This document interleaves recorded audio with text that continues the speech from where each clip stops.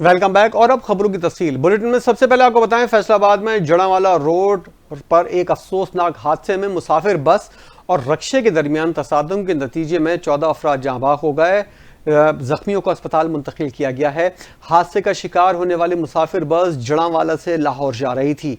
इस बारे में मजीद बात करेंगे अपने नुमाइंदे रिजवान नियाजी से। रिजवान, किस तरह यह हादसा पेश आया, क्या बताना है इंतजामिया का, और अब जख्मियों की हालत कैसी है?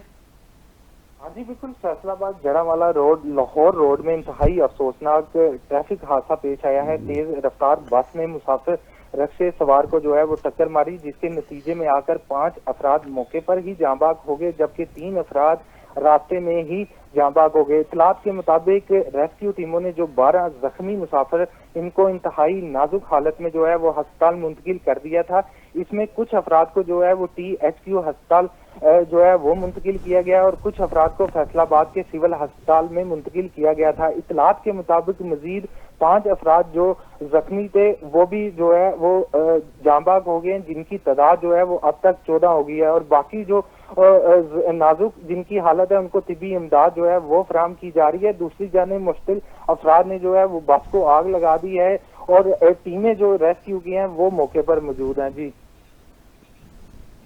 ठीक है, बहुत शुक्रिया रिजवान, आप हमें अपडेट कर रहे थे।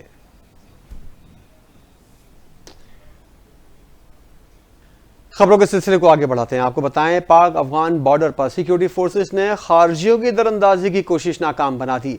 ISPR के मुताबिक खारजियों के एक ग्रुप ने शुमाली वज़ीरिस्तान के इलाके हसन खेल में दरअंदाजी की कोशिश की। फोर्सेस ने फौरी कार्रवाई करके खारजियों की कोशिश को नाकाम बनाया। 8 खारजी हलाक और 4 जख्मी हुए। तर्जुमान पाक फौज का कहना है कि पाकिस्तान 12 अफगान अबूरी हुकूमत को बॉर्डर मैनेजमेंट का कहता आ रहा है। उम्मीद है अफगान अबूरी हुकूमत इस हवाले से अपनी जिम्मेदारियां पूरी करेगी। तवक्को है अफगान हुकूमत अपनी सरजमीन पाकिस्तान के खिलाफ दहशत गर्दी के लिए इस्तेमाल नहीं होने देगी। ISPR के मुताबिक इलाके में मजीद खारजियों के खात्मे के लिए सैनिटाइजेशन ऑपरेशन जारी है। फोर्सेस सरहदों की तहफ़्फ़ुज़ और दहशत गर्दी के खात्मे के लिए पुरअज़्म हैं। CTD ने कार्रवाई करते हुए कोयटा को बड़ी दहशतगर्दी से बचा लिया। इंटेलिजेंस बेस्ड कार्रवाई में सरियाब रोड के इलाके से असलहा और गोला बारूद का बड़ा जखीरा बरामद कर लिया गया। CTD बलूचिस्तान के मुताबिक सरियाब रोड एरिया से असलहा और गोला बारूद का जखीरा बरामद हुआ, जिसमें IEDs, खुदकार हथियार, दस्ती बम और गोला बारूद शामिल हैं। CTD बलूचिस्तान ने बताया कि 24 से 72 घंटों में बड़ी दहशतगर्दी की मनसूबाबंदी की गई थी। छापे के वक्त कोई दहशतगर्द मौजूद नहीं था। CTD बलूचिस्तान ने बताया कि इंटेलिजेंस लीड ने मशकूक नकलो हरकत और असलहा और बारूद स्टोरेज की तरफ इशारा दिया। फौरी रद्दअमल और पेशावराना अमल ने एक तबाहकुन हमले को मौसर तरीके से रोक दिया। CTD बलूचिस्तान ने मजीद कहा कि कोयटा बलूचिस्तान का अमन खराब करने की किसी को इजाज़त नहीं दी जाएगी। मुल्जिमान की गिरफ्तारी के लिए छापे मारे जा रहे हैं। पाकिस्तान और अमेरिका का मादनियात के शोबे में ताउन के फरोग के लिए अहम इकदाम। अमेरिका के सीनियर ओहदेदार की क़यादत में ट्रंप इंतजामिया का वफ्द अगले हफ्ते पाकिस्तान का दौरा करेगा। तर्जुमान अमेरिकी महकमा खारजा ने तस्दीक करते हुए बताया कि एरिक मायर 8 से 10 अप्रैल तक इस्लामाबाद का दौरा करेंगे। अमरीकी वफ्द में मुख्तलिफ इदारों के नुमाइंदे शामिल होंगे। एरिक पाकिस्तानी हुक्काम से अहम मुलाकातें करेंगे। उनका कहना था कि पाकिस्तान मिनरल्स इन्वेस्टमेंट फोरम में भी शिरकत करेंगे। इनके दौरे का मकसद कीमती मादनियात के शोबे में अमरीकी मफादात को फ़रोग देना है। दौरा पाकिस्तान के दौरान एरिक पाकिस्तानी हुक्काम से कारोबार के लिए मौक़ों को वसअत देने और दोनों ममालिक के माबैन माशी ताल्लुकात को मजबूत बनाने के लिए बात करेंगे। इस मौके पर पाक अमरीका इंसदाद दहशतगर्दी ताउन बढ़ाने पर भी बात होगी। वज़ीर दफ़ा ख्वाजा आसिफ ने बिजली सस्ती और शरह सूद और महंगाई कम होने को मोअज़्ज़ा करार दे दिया है। सियालकोट में तकरीब से खिताब करते हुए ख्वाजा आसिफ ने कहा कि कहा जा रहा था डॉलर $500 पर पहुंच जाएगा, पाकिस्तान दिवालिया हो जाएगा और श्रीलंका बन जाएगा। कोई सोच भी नहीं सकता था कि इस मुल्क में बिजली सस्ती होगी। इंटरेस्ट रेट 10% कम हो जाएगा। उन्होंने कहा किसी के वहमो गुमान में नहीं था अफराते ज़र 38% से कम होकर 1.5% रह जाएगी। ये सब मोज़े से कम नहीं। अमेरिका की स्टॉक मार्केट क्रैश हुई और पाकिस्तान की स्टॉक मार्केट रिकॉर्ड बना रही है। ये नेक नियतों का फल है। पाकिस्तान तहरीक इंसाफ पर तनकीद करते हुए उन्होंने कहा कि पख्तूनख्वा में PTI के वजीरों के खिलाफ اور 78 کروڑ کی کرپشن کے خلاف تحریک پیش کی گئی۔ پی ٹی آئی والوں نے ایک دوسرے کو اب چور کہنا شروع کر دیا ہے۔ انہوں نے کہا کہ تحریک عدم اعتماد کے ذریعے پی ٹی آئی سے اقتدار حاصل کیا تھا، جس کے بعد پی ڈی ایم کے رہنماؤں نے مل کر پاکستان کے لیے امید کی کرن پیدا کی۔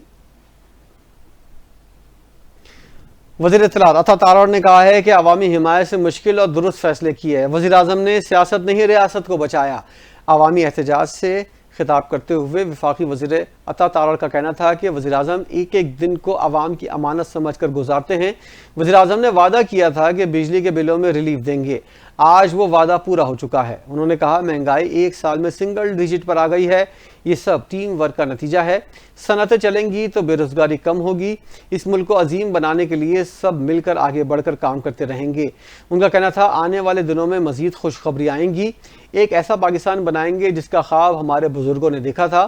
انہوں نے مزید کہا کہ دنیا کے مالیاتی ادارے آج پاکستان کی تعریف کر رہے ہیں، اسٹاک مارکیٹ بلندیوں کو چھو رہی ہے، تمام معاشی اشاریے عکاسی کرتے ہیں، پاکستان اڑان بھر چکا ہے۔ پاک فوج کا قومی سلامتی کے ساتھ معاشی استحکام میں بھی اہم کردار ہے۔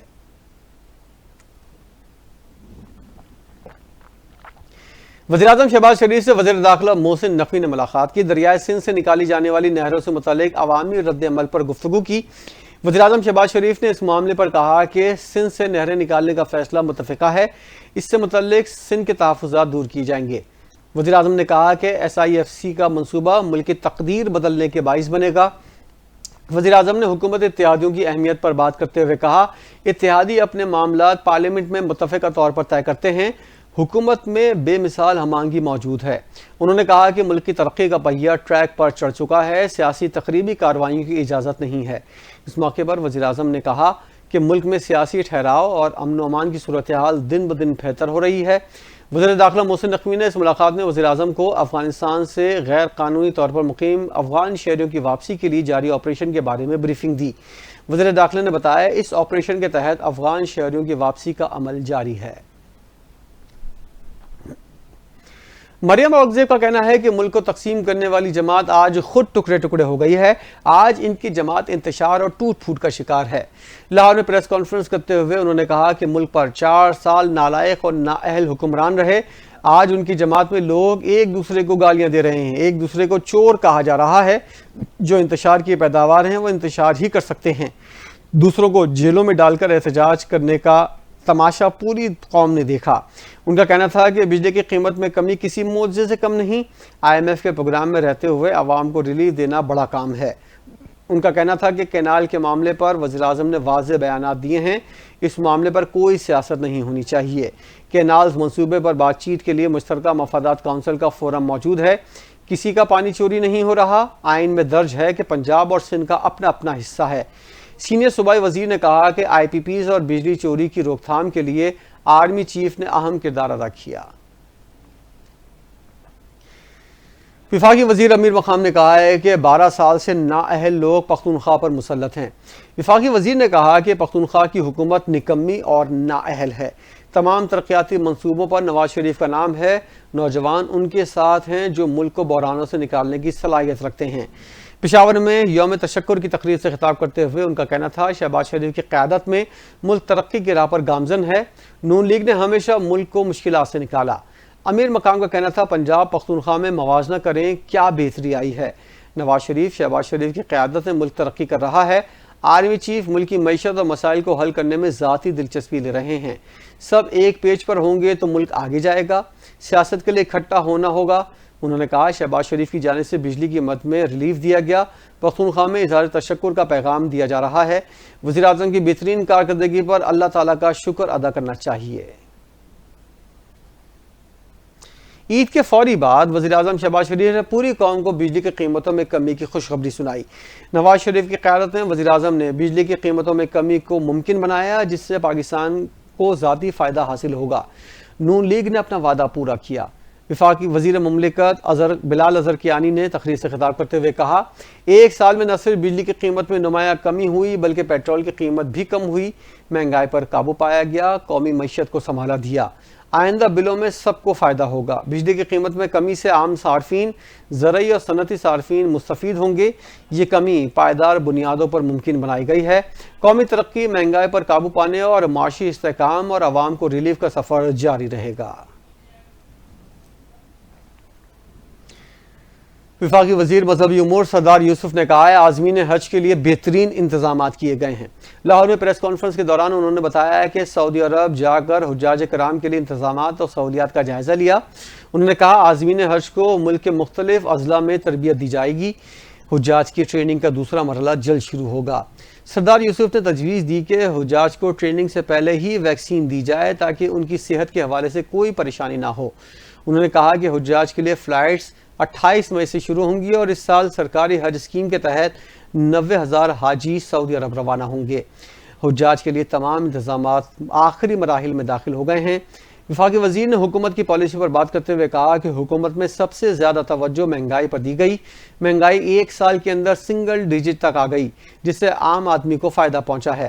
انہوں نے کہا وزیراعظم نے 2 روز قبل عوام کو خوشخبری سنائی، امید ہے جلد عام آدمی کو مزید فائدہ پہنچایا جائے گا۔ اور اب خبر یہ ہے کہ وزیراعظم شہباز شریف اور میاں نواز شریف کا لندن کا دورہ متوقع ہے۔ ذرائع کے مطابق لیگ قیادت 11 اپریل کو لندن پہنچے گی۔ وزیراعظم بیلاروس کے دورے کے بعد لندن جائیں گے۔ شہباز شریف 3 دن جبکہ نواز شریف 2 ہفتے تک لندن میں قیام کریں گے۔ ذرائع کا کہنا ہے نواز شریف لندن سے دوبارہ سیاسی سرگرمیوں کا آغاز کریں گے۔ اس موقع پر کئی اہم سیاسی رہنماؤں سے ملاقاتیں بھی ہوں گی۔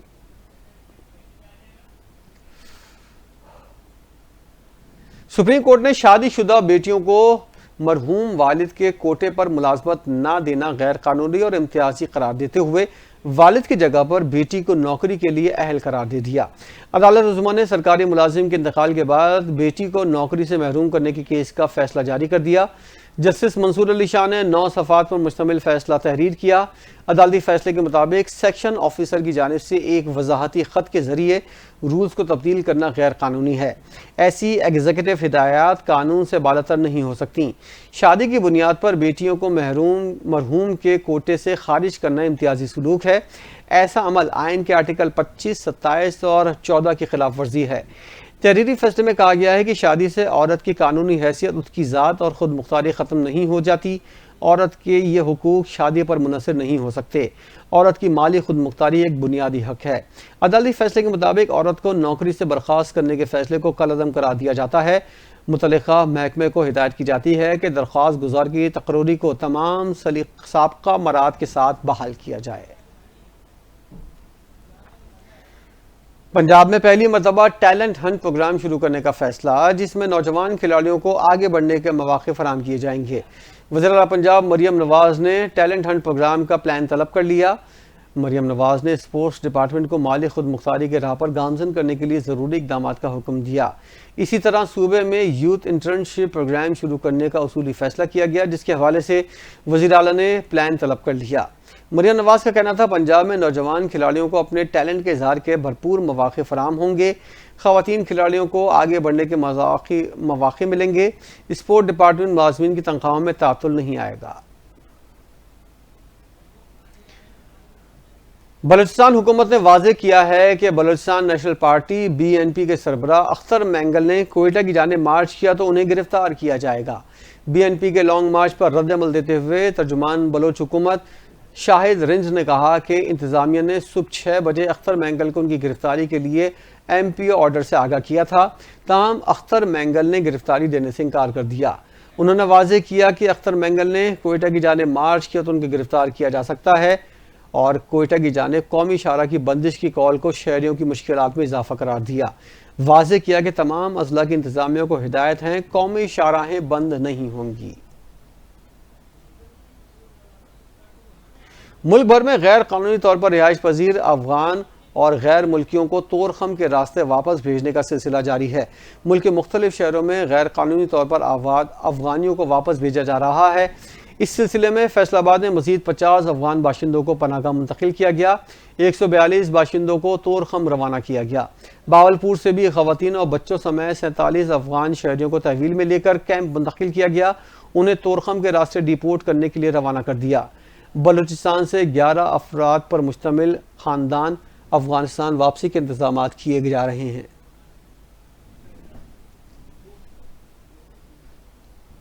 سندھ حکومت کی جانب سے غیر قانونی طور پر مقیم افغان شہریوں کے خلاف کارروائیاں جاری ہیں۔